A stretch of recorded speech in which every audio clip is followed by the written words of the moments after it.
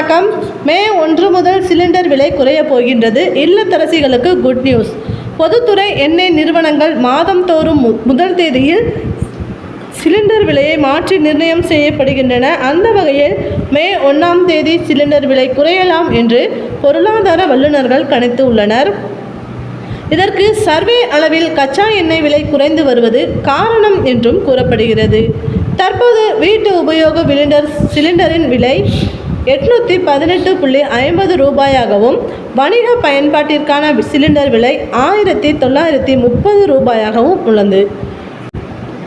சர்வதேச அளவில் கச்சா எண்ணெய் விலை குறைந்து காணப்படுவதால் மாதம் சிலிண்டர் விலை குறைந்து கொண்டே வருவது நம்ம மே மாதம் இன்னும் குறைய வாய்ப்புள்ளதாக தெரிவிக்கப்பட்டுள்ளது.